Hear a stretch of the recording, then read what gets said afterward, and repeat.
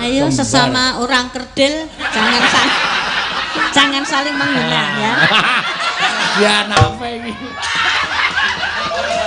Iso nganu Iso kompak ayo. Jangan sekate-hati sama nyokap gue. Ini nyampe ini. Oh itu nyokapnya loh? Iya nyokap gue. Wow, kok kayak bebek kayak gitu. Iya. Piye kabare, Mak? Medun. Apik-apik no, piye?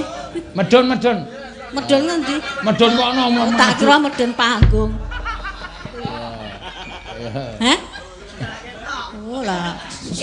Momone piye? Gusti Allah ngehi awake dhewe kok dedeg kok mung semene ya, Mak. Wis ra apa-apa disyukuri ra apa-apa.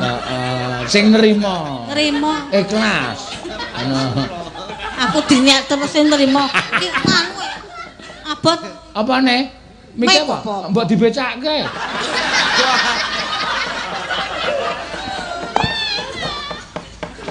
Mikir abot ayo. Suara wis tuwa iki tipis suarane.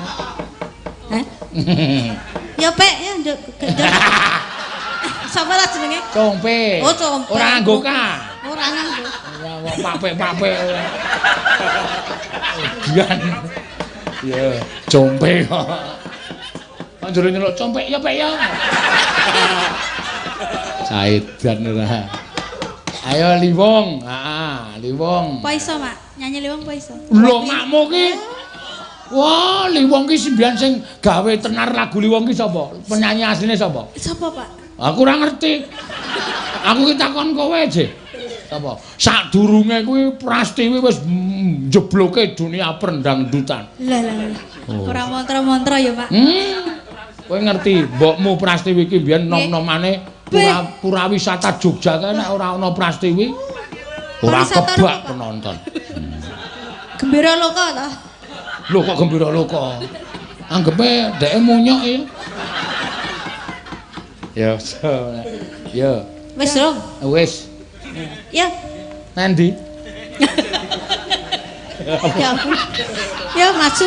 Aja tiba lho yo. Ya maju. Aja ndak keglundung loro. Oh iya. Glundung ra iso. Monggo kanca-kanca. Nendi? Nang ngebong. Iyalah mamone ya piye? Piye to kok ket mau gemremeng iki niat ora kowe? Tak andane to, makmu ki mbiyen laire ki nyiji-nyiji. Oh to, dadi ceprot ki sikil sik. Iyalah. Terus Mboten metu. bareng sawak to, Pak. Ora glundung.